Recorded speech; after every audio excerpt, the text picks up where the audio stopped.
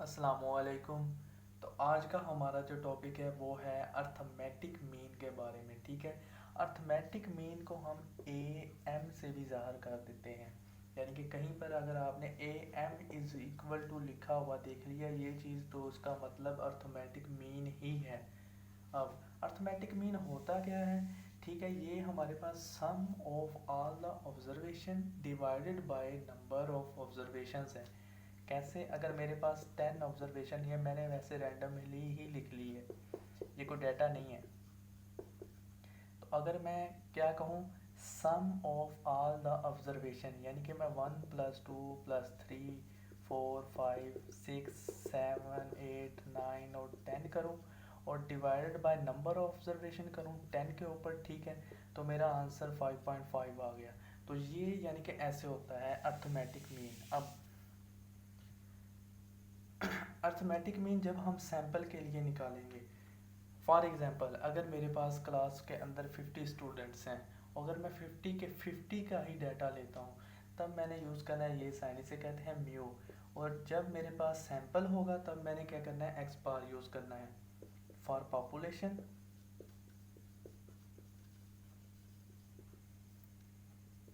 For sample. अच्छा, अब आपको पॉपुलेशन और सैंपल का मैंने थोड़ा सा कॉन्सेप्ट बताया। एक तो इसके एग्जांपल्स और देख लें। जैसे कि ह्यूमन बॉडी होती है, उसके अंदर जो पूरा का पूरा खून है, क्योंकि मैं ये खून की मिसाल इसलिए दे रहा हूँ, ब्लड की इसलिए दे रहा हूँ। देखें कि कई लोग कंफ्यूज होते हैं कि पॉपुलेशन का मतलब सिर्फ और सिर्फ इंसान ही है, लेकिन स्टैटिस्टिक्स में करैक्टरिस्टिक्स ऑफ इंटरेस्ट जिसमें आप देख रहे हैं ना, अगर नंबर ऑफ चेयर्स में देख रहा हूँ तो मेरी नंबर ऑफ चेयर्स क्या है, करैक्टरिस्टिक्स ऑफ इंटरेस्ट है। तो कमरे के अंदर जितनी नंबर ऑफ़ चेयर्स पड़ी होंगी वो मेरी पॉपुलेशन है। ठीक है, अब नंबर ऑफ़ ट्रीज़ अगर मैं कहूँ कि एक कॉलेज है उसमें नंबर ऑफ़ ट्रीज़ कितने हैं, ठीक है, तो वो भी मेरी क्या है, पॉपुलेशन है। ह्यूमन बॉडी की मैंने बात ली है कि जो पूरी की पूरी ह्यूमन बॉडी के अंदर ब्लड है वो क्या है, वो एक पॉपुलेशन है। ठीक है, अगर घर में अगर कोई खाना बनाते हैं, ठीक है, चावल बना लिए या कुछ, अब वो जो पूरे के पूरे चावल बने हैं किसी बर्तन के अंदर, वो क्या है, वो एक पॉपुलेशन है। अब सैंपल क्या होगा? ठीक है, जब ऐसे ही मैंने आपको यानी कि ये चावल की एग्जांपल दी है, तो उसमें से आप थोड़ा सा एक पार्ट लेते हैं, यानी कि उसका जायका चेक करने के लिए, नमक मिर्च चेक करने के लिए। ठीक है, तो वो क्या है, एक सैंपल है, पार्ट ऑफ द पॉपुलेशन। ठीक है, अब जब ब्लड की हमने बात की थी, तो देखें जब आप अपना टेस्ट कराने जाते हैं, ब्लड टेस्ट या किसी भी किस्म का टेस्ट, तो आपका क्या कहते हैं, ब्लड के अंदर से थोड़ा छोटा सा सैंपल ले लेते हैं। ठीक है, तो वो क्या है, आपका पार्ट ऑफ द पॉपुलेशन है। ठीक है, वो आपका क्या है, सैंपल है। ये ये हो गया हमारा डिफरेंस कि हमने म्यू कहाँ पर यूज़ करना है और हमने एक्स बार कहाँ पर यूज़ करना है। ये आपको पता चल गया होगा। अच्छा, नेक्स्ट थिंग, जब आपने अच्छा, ये एक ग्रीक लेटर होता है और ये लैटिन लेटर होता है। ठीक है, अब ये चीज़ कि क्या मैं बताने लगा था, हाँ जी, जब नंबर ऑफ ऑब्जर्वेशन अगर मैं कहूँ ना 50 ऑब्जर्वेशन है, तो आप देखेंगे यहाँ पर हम अगर एक्स बार सैंपल के लिए निकालते थे तो समीशन एक्स ओवर एन लिखते थे। ठीक है, स्मॉल एन हमने लिखना था, लेकिन जब हम म्यू यूज़ कर रहे हैं, ठीक है, तो ये याद रखना है आपने आपने एन को कैपिटल लिखना है। ठीक है, एन आपका कैपिटल होना चाहिए, या सैंपल में स्मॉल और पॉपुलेशन में लार्ज। एग्जाम्पल मैंने अभी आपको पहले करके दिखाई थी, फिर एक एग्जाम्पल हम कर लेते हैं मार्क्स के लिहाज से। तो अब हम for ungroup data arithmetic mean निकालने लगे हैं। और आपको जैसे पहले पता होगा, अगर आपने मेरी पिछली वीडियो देखी थी, कि जो मीन होता है, एवरेज होती है, वो एक रिप्रेजेंटेटिव वैल्यू होती है डाटा के बारे में। ठीक है, तो वो एक रिप्रेजेंटेटिव वैल्यू हमें बताता है, पूरे के पूरे डाटा को एक समराइज वैल्यू हमें बताता है। ठीक है, कि बैलेंस पॉइंट हमें देता है डाटा का।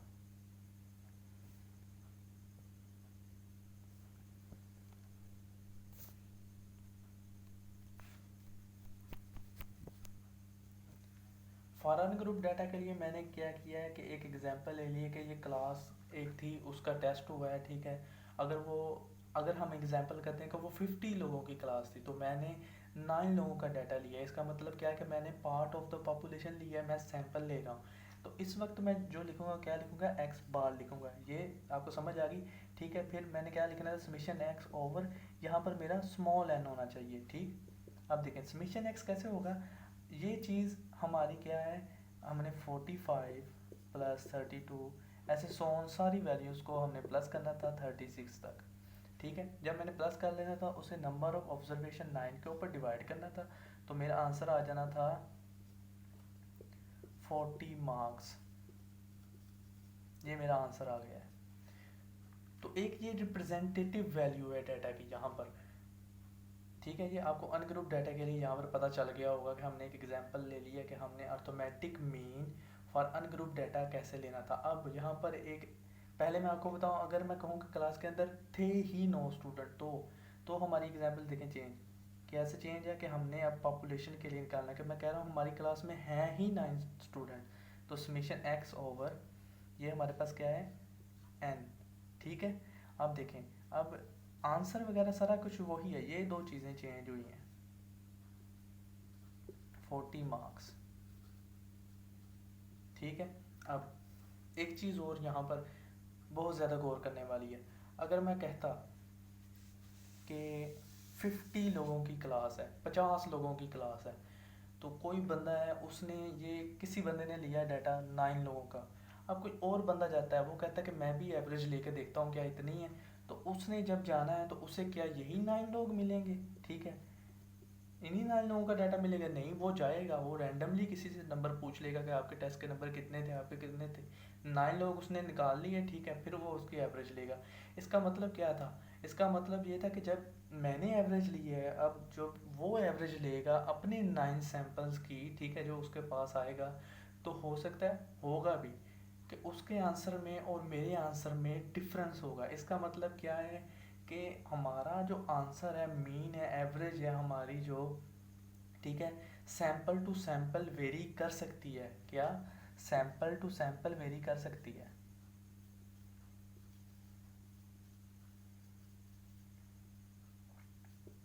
सैंपल टू सैंपल वेरी कर जाएगी, लेकिन पॉपुलेशन का आंसर वेरी नहीं करेगा, वो सेम ही रहेगा।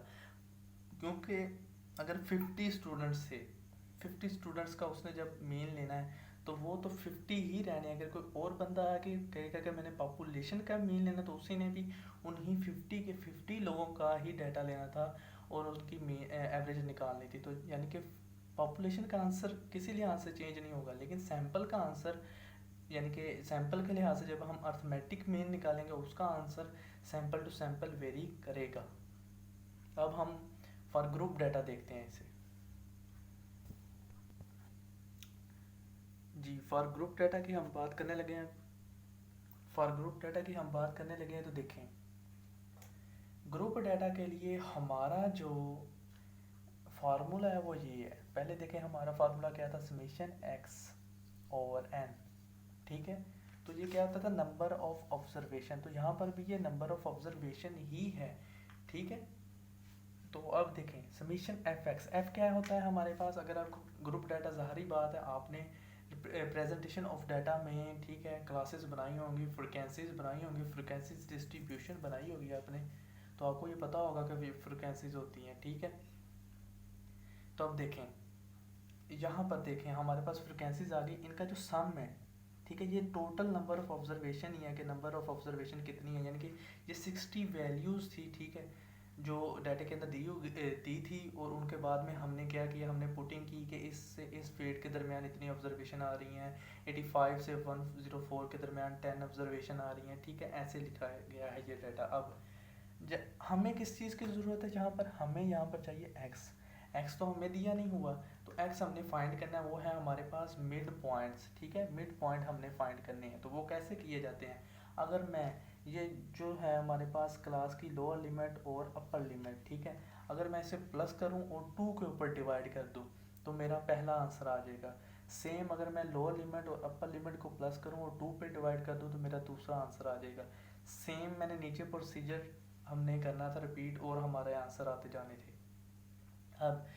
अब हमें इन दोनों का मल्टीप्लिकेशन चाहिए था, एफ का और एक्स का।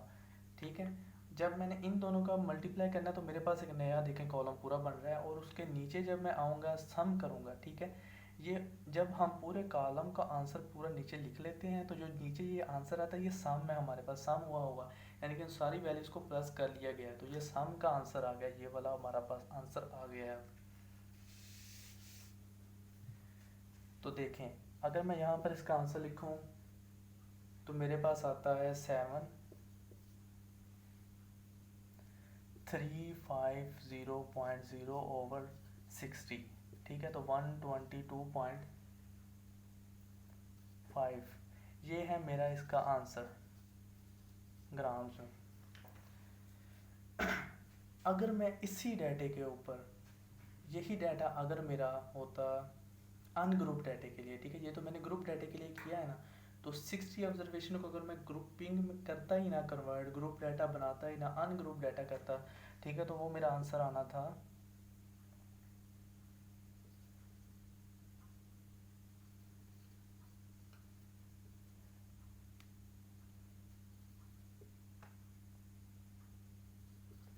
तो अब देखें, इन दो आंसर के दरमियान थोड़ा सा आपको फ़र्क नज़र आएगा, ठीक है। तो इसका मतलब क्या है कि अनग्रुप डाटे का आंसर तो जो होता है ना, उससे ग्रुप डाटे का आंसर जो होता है वो थोड़ा सा वेरी करता है, थोड़ा सा चेंज होता है, ठीक है। ये नहीं कि एग्जैक्ट आंसर जो अनग्रुप डाटे का, एक अगर मैं डाटा मेरे पास 100 ऑब्जर्वेशंस हैं, ठीक है, क्लास के अंदर 100 स्टूडेंट्स थे, मैंने उनका डाटा लिया है, ठीक है। अब अगर तो वो अनग्रुप डाटे के साथ मैं उसे हल करूँ, उसका जवाब मेरे पास आएगा। फिर अगर मैं कहूँ ना कि मैं ग्रुप डाटे के साथ भी करूँ तो मेरा सेम एग्जैक्ट आंसर आएगा।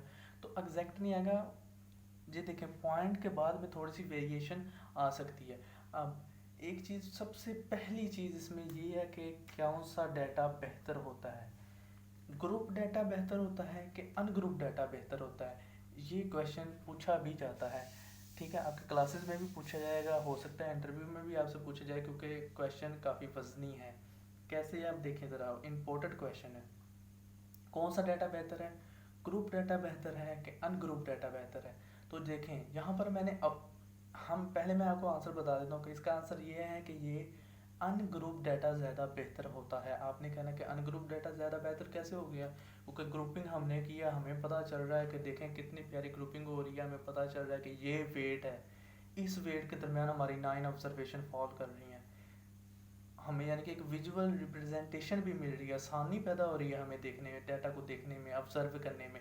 तो आप कैसे कह सकते हैं कि ग्रुप डाटा जो है वो अच्छा नहीं है, अनग्रुप डाटा ज़्यादा बेहतर है, तो वो इस लिहाज से है। देखें, अब मुझे यहाँ पर पता है कि 9 ऑब्जर्वेशन इस रेंज के अंदर फॉल कर रही है, लेकिन इस वक्त मुझे ये नहीं पता कि वो 9 ऑब्जर्वेशन कौन सी हैं, ठीक है। आपको शायद मेरा पॉइंट समझ आ गया हो, यानी कि मुझे नहीं पता कि वो ये वाली ऑब्जर्वेशंस हैं, ठीक है, या वो कोई ये ऑब्जर्वेशन थी, ठीक है, ये वाली वैल्यू थी, मुझे नहीं पता ये कौन सी वैल्यू इस यानी कि रेंज के अंदर लाई कर गई है, क्योंकि मेरे सामने तो बस ये डाटा आ चुका है।